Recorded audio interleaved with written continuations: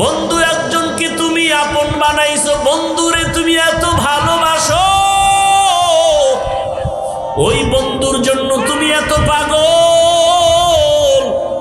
ওই বন্ধুকে না দেখলে তোমার ভালো লাগে না, ওই বন্ধুর সাথে কথা না বললে অন্তর থামে না। কিন্তু বান্দা, ওই বন্ধু তোমার আসল না। তুমি যদি মরিয়া যাও, মোবাইলের নাম্বারটাও ডিলিট করে ফেলবে। কিন্তু তুমি চিন্তা করে দেখছো, মাকে তুমি আপন মনে করছো, মাও আপন না। এই দুনিয়ায় কত মা তার সন্তানের জবাই করে দেয়। বাবারে আপন মনে করছো, বাবা আপন না। এই জমিনে বাবা সন্তানের জবাই করে দেয়, আসেনি? বাংলাদেশের ঘটনা, কত বাবা তার আপন মেয়েটাকে হোটেলের মধ্যে নিয়ে বলে, আজকের রাতের জন্য তুই আমার কাছে মেয়ে না, স্ত্রীর সমান। তাহলে তুমি কারে বন্ধু বানায়া পাগল হয়ে দৌড়াও? যার পিছনে দৌড়াও, যারে পাগল ভালোবাসো, সে তোমারে আসলে ভালোবাসে না। কিন্তু তুমি চিন্তা করো, তোমার আসল মালিক তোমার যত বড় আপন হোক না কেন, মনের মতো কিছু চাইলে মন ভরিয়া দেয় না।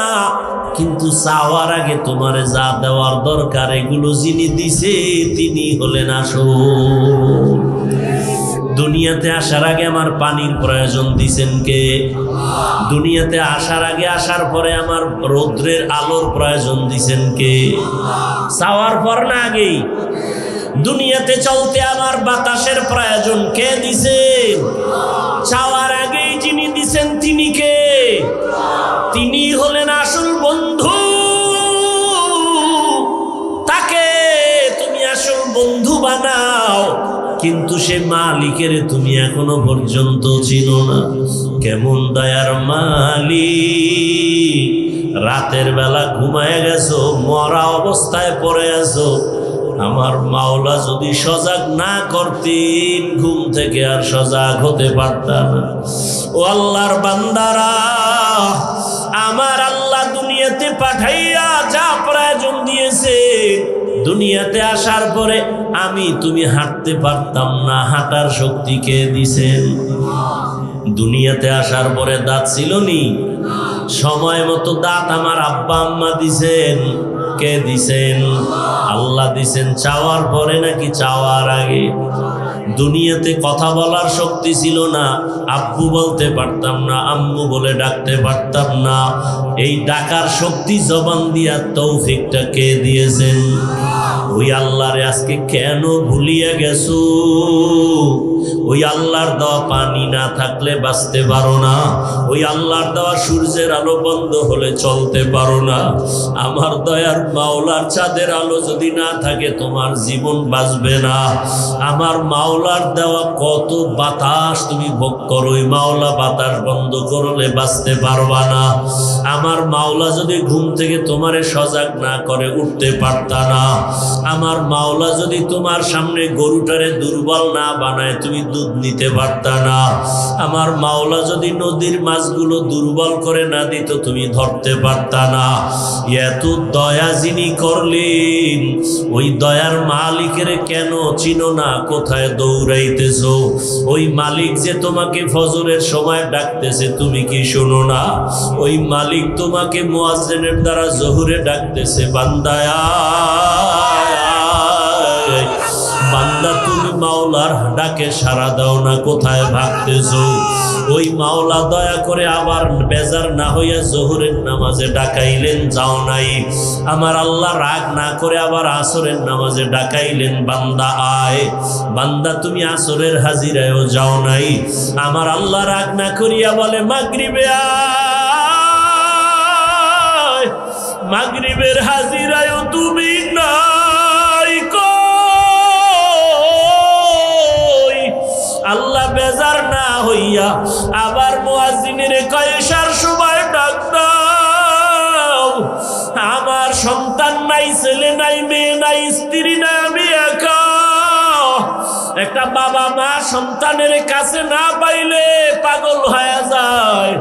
ও বাবা, কোথায়? তাড়াতাড়ি ঘরে আসো। আমি মা ঘুমাই না, তুমি না আসলে ঘুম হবে না। বাবা অপেক্ষা করে টেলিফোন করে, বাবা আয়, তুই বাজার থেকে ঘরে না আসলে আমার ঘুম হবে না। বারবার টেলিফোন করে। ওই মা বাবার চেয়ে আমার মাওলার মায়া কি আমার আল্লাহ দয়া কইরা ফজরে ডাকে, মুয়াজ্জিন ডাক দাও, আমার বান্দা এসে একটু মসজিদে সেজদা দিবে, আমি কুদরতের কদমটা কপালের নিচে দিয়া দিব। বান্দা এসে বলবে আল্লাহু আকবার, আমার কলিজা কুদরতি ভাবে ঠান্ডা হয়ে যাবে। বান্দা ফজরে আসে না, জোহরে আসে না, মুয়াজ্জিন এত ডাকলো মাগরিবে আসে না, বান্দা মুয়াজ্জিন ডাকার পরে এশায়ও যায় নাই। আমার আল্লাহ যে কত মায়ার মালিক। আমার আল্লাহ বলে এখন আর মুয়াজ্জিনের দিয়া ডাক দেওয়া হবে না, এখন আমি আল্লাহ নিজেই রেডি, আমি নিজেই ডাকার জন্য প্রথম আসমানে আসতেছি। বান্দা কোথায় যাবি? আমার দরজা ছাড়া কোথায় পালাবি? আমার দরজা ছাড়া দয়ার আর দরওয়াজা নাই। আরে আমার রহমতের দরজা ছাড়া বাকি দেখি যেদিকেই যাবি সেদিকেই জাহান্নামের আগুন। আয় বান্দা, আমার রহমতের দরজায় ফিরে আয়, আমার দয়ার দরজায় ফিরে আয়। আল্লাহ তাআলা প্রতিদিন রাতের শেষ ভাগে প্রথম আসমানে আসিয়া ডাকেন। অতিও গভীর হয় রজনী যখন, নীরবে প্রভুর নাম জপিও তখন। প্রভুর করুণা যদি পাইবারে চাও, গভীর রাতে উঠে প্রভুর গুণগান গাও। ও আমার কলিজার যুবক বাবারা, ও বৃদ্ধ বাবাজিরা, ও পর্দার আড়ালের মা বোনেরা, আমি এতক্ষণ আপনাদের সামনে যে বয়ান শুনাইতেছি একবারও কিন্তু বলি নাই আমার মতো হুজুর হইয়া যাও, মাদ্রাসায় গিয়া স্কুল বন্ধ করে লেখাপড়া করো বলি নাই, দাওয়াত তাবলীগে যাও বলি নাই, পীরের কাছে যাও বলি নাই। আমি যে কথাটা বলতে চাই, আমার মাওলাকে ভালো করিয়া চিনো। স্কুলে পড়ো, কলেজে পড়ো, চাকরি করো, ব্যবসা করো, কোনো বাধা নাই। ডাক্তার হও, ইঞ্জিনিয়ার হও, প্রফেসর হও, বাধা নাই। কিন্তু ডাক্তার হইয়া আমার মাওলাকে ভালো করে আপন বানায় নাও। এই জমিনে তোমার মতো কত যুবক ডাক্তার কিন্তু নামাজ ছাড়ে না, কোরআন তেলাওয়াত ছাড়ে না, আছে না নাই? তোমার মতো কত যুবক র্যাব, আর্মি, পুলিশ, বিডিআরের চাকরি করে, দাড়িওয়ালা, নামাজি অভাব নাই। নিজের বিবেকটাকে প্রশ্ন করো, তুমি কেন নামাজ পড়তে পারো না? ও যুবক, তোমার মতো যুবক তাকায় দেখো, ওসি ডিসিএসপির চাকরি করে, নামাজি, তুমি কেন পারো না? তোমার মতো যুবক রাস্তায় গাড়ি চালায়, নামাজ পড়ে, তুমি কেন পারো না?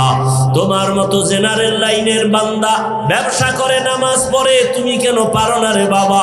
ও পর্দার আড়ালের মা বোনেরা, আপনার মতো কত কত মা, কত বোন পর্দা করে, নামাজ পড়ে, স্বামীর মাল হেফাজত করে, আপনারা কেন মার্কেটে ঘুরেন, নামাজ পড়েন না?